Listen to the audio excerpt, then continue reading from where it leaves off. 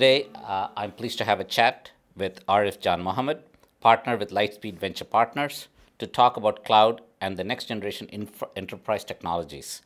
Arif, welcome. Thank you, Rajan. Pleasure to be here. So, Arif, we have known each other for a long time. Almost a decade now. Almost a decade now. Yeah. Could you share a little bit about your personal journey before? I think when we met, you had just joined, or you. Yeah. My journey is an interesting one in the sense that I haven't always been an investor. In fact, I started out as a chip designer. So a little bit on the personal side. My family is from East Africa. My ancestors are from India, and I grew up in Canada. And I studied engineering at the University of Waterloo in Canada. And in the late 90s, the first dot-com boom was going gangbusters, and I thought I needed to be here. And so I came down here in the late 90s as a chip designer. My first job was at a company called Web TV, which was acquired for about $500 million by Microsoft. I contributed as an individual contributor. Microsoft wanted me to stay on, and it was too big company for me, and I'd caught the startup bug, and so I joined as an early employee at a security networking company called Andis Networks. This was circa 2000, and if you remember anything about history, March 2000 marked really the peak of the bubble, of the first dot-com bubble, and we were funded in March of 2000. In fact, we were funded on March 31st of 2000, and I joined as an early employee. I was a chip designer. I worked on bulk encryption at Andis Networks and grew from individual contributor to engineering manager to product manager. We were eventually acquired by Sun Microsystems. I spent about 9 to 12 months over there before going off to business school. And then I decided I wanted to switch gears away from pure engineering more onto the business side of technology, and was fortunate to join Cisco Systems in 2006. And I joined in the corporate development group at Cisco. And in 2 amazing years, I think of the 2 years at Cisco as my true MBA post-Wharton. And there I worked with SVPs and GMs and senior leadership on strategy, investments, and acquisitions. And I was really lucky to work on 5 transactions, the largest being WebEx, which was a $3.3 billion transaction, the smallest being a company called Lattigent, which was in the single million digits. And in 2000, just before the world fell apart, 2008, excuse me, just before the world fell apart, I joined Lightspeed Venture Partners as a senior associate, and that's where we met. Yes. And I focused on enterprise infrastructure, and that was just at the beginning of the cloud revolution. That was just as big data was coming onto the fore. That was just as the data center was being replatformed. That was just as SaaS was starting to really come into its own. And so the last decade has been an incredible time to see the enterprise get replatformed. And so I went from, call it senior associate in 2008, made partner a few years later, and have recently celebrated my 10th year at Lightspeed. Yeah, I've been actually very, very impressed with how Lightspeed has done. Thank you. And your investments in particular. What was the secret behind, or how did you get to choose some of these investments that you made, or the entrepreneurs that you met in the cloud, especially as it relates to the infrastructure area? Yeah, so as you know, Lightspeed has a strong focus on enterprise, and I'd say when I joined in 2008, more than 2/3 of our investments were in the enterprise space, 1/3 in consumer. As we've grown the team on consumer, I think that ratio has shifted, but we've taken a global approach. When I joined in 2008, we were investing in America, in Israel, in China, in India, and we continue to do so, although China and India have their own affiliate funds now. We're an early stage fund. And first and foremost, we start with the entrepreneur and themes. What are the tectonic shifts that are really affecting the replatforming of, in my space, the enterprise? And it starts with the entrepreneur. It really, really does start with the entrepreneur. And as Lightspeed is an early stage investor, we're not afraid to take on early stage risk. In many cases, we will go directly to Series A with entrepreneurs that we have very, very strong conviction in markets that we think are very, very large markets. We take leadership positions on the boards. We tend to support great companies through from start to finish. And finish can be an acquisition, finish can be an IPO, which is a milestone for the company. And in some cases, we'll even stay involved with the company post-IPO. And so a few examples of this, of our amazing success, partnerships with founders, a few examples over the last decade. We were early investors in App Dynamics, where an exceptionally talented entrepreneur, Jyoti Bansal, had an insight into how application performance management would change as applications became more distributed. As you may know, as you may remember, that was one person when we invested. They went on to eventually get acquired for $3.8 billion by Cisco about 10 years later. Another example is Nutanix. When we met them, it was 3 founders, Dheeraj, Mohit, and Ajit. And back in 2009, they had a vision for how the entire enterprise infrastructure would change due to convergence. So whereas there had been silos in the infrastructure, IT organization, storage, networking, compute, they believed that over time, as companies became more sophisticated and started to look more like the consumer companies like Google and Amazon, et cetera, that there would be convergence of these 3 silos. And they built infrastructure that was ahead of its time but found product market fit. And now today they employ 6,000, 7,000 people. Yep. They're a public company worth, I think it's $8 or $9 billion now, and still growing at 40% off of a revenue base that is well north of $1 billion, right? It's been a 10-year journey now, right?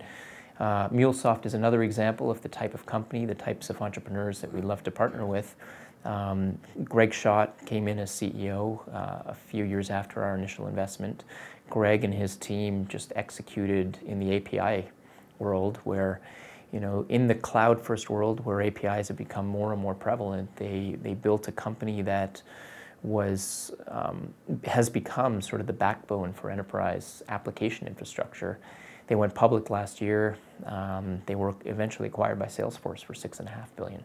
So to specifically answer your question, it starts with the entrepreneur. We look for entrepreneurs who have insights and unfair advantages in very technical areas, and this is at the infrastructure layer. Entrepreneurs who have achieved things that are unique, that have unfair and unique insights into how the technology world is changing, and entrepreneurs who have unique insights into how the tectonic shifts can be taken advantage of in very, very large markets.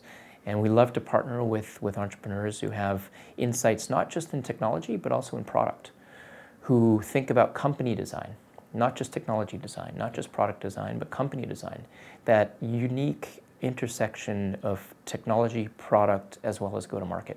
Because you need all 3 of those things to really click to build a special, unique, enduring, iconic company. That's wonderful. As you look at the infrastructure space and as you see the evolution of the cloud, you also probably heard of the latest announcement from Amazon of the Outpost going into the data center. Where do you see this whole market evolving in the infrastructure area? Is Amazon going to own the entire infrastructure space? Does Lightspeed still have opportunities? I think there's plenty of opportunity for not only Lightspeed and our peers, but there's a ton of opportunity for entrepreneurs. And so, the way I think about it is the last 10 years have been the beginning innings of the replatforming of the enterprise. And, if I was in a legacy company, a legacy infrastructure company, I'd be watching this very carefully, and I'd be a little scared because we believe that there's hundreds of billions of dollars of market cap up for grabs. Hundreds of billions of dollars of market cap up for grabs, ranging from the data layer through the application tier all the way up to brand new types of applications. And these are being driven by companies like Amazon, like Azure, and the resurgence of Microsoft since Satya came on has been incredible. But we believe that the new primitives are being enabled by the cloud, by the cloud vendors, but that doesn't necessarily mean that there's no more opportunity for innovation. They're formidable competitors, Amazon and Google and Microsoft, but at the same time, we believe that there's ample opportunities in almost every layer of the stack, except for the base primitives, which are very, very hard and costly to compete with Amazon. And we think there's ample opportunity. Would you give us some examples of some of the opportunities? Yeah. So, as you think about this trend over the last 10 years, first cloud was brand new. It was this opportunity to take take advantage of someone else's infrastructure as a utility and build applications on top of that, but really outsource the maintenance and call it the nitty-gritty of running a data center, right? That was where cloud started, and as you know, Amazon releases hundreds, if not thousands, of features every year and puts tens of, if not dozens of startups on notice every year, which means that the innovation layer is moving upwards. But at the same time, companies are realizing that they don't want to be locked in with Amazon, and there's certain features, functionalities that Amazon and Azure will offer but may not be best of class. They might be decent primitives, but they might not be best of class primitives. And they're in many cases building blocks, right? And so opportunities for startups are, one, to really build enterprise class features, functionality around these building blocks of the cloud, right? Adding in things like compliance and security and governance and audit and performance and scalability and reliability. And then secondly, taking advantage of a CIO's native reaction to not want to be locked into a single cloud, right? So this concept of multi-cloud, and you alluded to this concept of hybrid cloud, right? Yeah. So what does a new networking paradigm look like, where you have some applications and data that reside on premise, you have some applications and data that reside on Amazon, and you have some applications and data that reside in Microsoft? Well, from a networking perspective, that creates a new opportunity in my mind. It's a problem, but it's also an opportunity. How do you rethink security from a networking perspective? How do you rethink application security from a multi-cloud and hybrid perspective? And how do you rethink connectivity, right? And there are companies that are really going after this, right?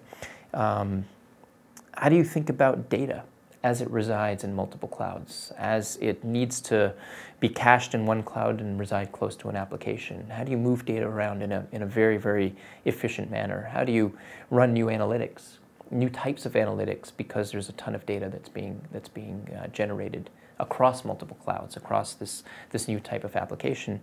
And of course, there's this inexorable trend towards containerization and what people call microservices. And so as applications become more kind of broken down, it's just this movement towards microservices driven by things like containers. What does the security paradigm look like? What does the availability paradigm look like? What does the visibility paradigm look like? How do you manage these things? How do you monitor these things? The complexity is just growing exponentially, and so there's talk around machines managing machines as opposed to people managing machines, right? So that also creates new opportunity to build orchestration tools, visibility tools, development tools for a container-first, cloud-first world that also has to think about hybrid, right? And I'd be remiss it would be a shame if I didn't, of course, use the buzzword of AI. But it is really a trend. So I think about AI as really driving an opportunity around next generation applications. Not necessarily just infrastructure, but applications. And applications can be applied to infrastructure. How do you optimize your infrastructure? How do you create self-driving infrastructure? How do you sift through all the logs and have machines that get essentially managed machines? But also, what are the new types of applications that you can build that were never possible before, because there was either a lack of cloud infrastructure that's massively scalable and reliable, but also there was a lack of data, and there was a lack of artificial intelligence models that could be applied to this data and create new types of applications. Along those trends of new things that are coming along, you've seen the 5G announcements, and there is a talk about edge compute. Yeah. What has not been very clear to me is what are the compelling things that are driving the need for 5G and edge compute? We have been exploring that area. What are your thoughts on that? And you must be seeing innumerable number of startups in the space. We've seen a lot. We've yet to make an investment, to be candid. And part of it is we're in a discovery mode around 5G, around edge compute. And so the ideas make sense, but we have yet to find that compelling use case around edge, around 5G that really is the aha moment. So we're in the same we're in the same spot as you in terms of we're in listen and learn mode as opposed to execute mode. So. I've seen discussions about autonomous cars, data Yes. needed to be moved from edge to edge. Yep. Have you seen any startups, any applications with autonomous cars coming along, edge becoming more important? What do you see out there? You know, people are basically saying that the car is the new edge, right? And so if you look at the next generation of autonomous car companies that are being built, many in stealth, they're taking advantage of more cores, more GPUs that will end up in your car, but also they're also very cognizant of the fact that, you know, weight matters in a car. Right, bandwidth externally matters. So how do you think about using the compute available judiciously on your car, but also in a batch process mode, sending data off the car once it docks somewhere? Because there isn't infinite data availability from cars when you're moving, right? So it's almost an online-offline mode, and so I think you'll see. Operating system is probably too strong a word, but you'll see processing modes which really balance on-car processing with off-car processing, and so that's one example. If you could talk about edge computing, if you will. You talked a lot about hybrid cloud, Yeah, microservices, containerizations. So lots. You're a man after my heart here. I've got a few companies I want to run past you after this. Yeah. But what do you think of security in the context of the emerging world of containers, microservices, multiple cloud platforms? Yeah, yeah. Where do you see all of that headed? What I'd say about security is it's the gift that keeps on giving, because as the platform changes, the attack surface changes, and the hackers, they take advantage of these things. The bad guys, they take immediate advantage of any shift, and so that creates opportunity. You know, already we've been part of a few companies that have seen a lot of success take advantage of this new paradigm of cloud. Examples being Zscaler, right, which went public on the premise of a next generation web security gateway built in the cloud, for cloud traffic, and Netscope, which was started 7 years ago with former colleagues of yours from Juniper, right? Sanjay Berry, where his insight 7 years ago now, maybe it was 6 years ago when he was getting the company started, was that SaaS applications are going to proliferate. In 2013 or 2012, when he got the company off the ground, the average number of SaaS applications that were sanctioned in the enterprise was about 2. It sort of seems quaint now in 2019. Where, you know, now there's actually thousands of SaaS applications or infrastructure as a service applications, so homegrown applications that are in the cloud. And traditional boxes can't actually secure these applications, right? They've got very, very different data models. They've got different access models. And so what Netscope has built is the first hop. They've built the security cloud, right? So just like there's a sales cloud with Salesforce.com, just like there's a marketing cloud with companies like Adobe and Marketo, just like there's a service cloud with companies like ServiceNow and others. We strongly believe, and it is Sanjay's vision, that there will be a security cloud, right? And that security cloud needs to be globally distributed. It needs to be high performance. It needs to be data-driven also, and it needs to be low latency.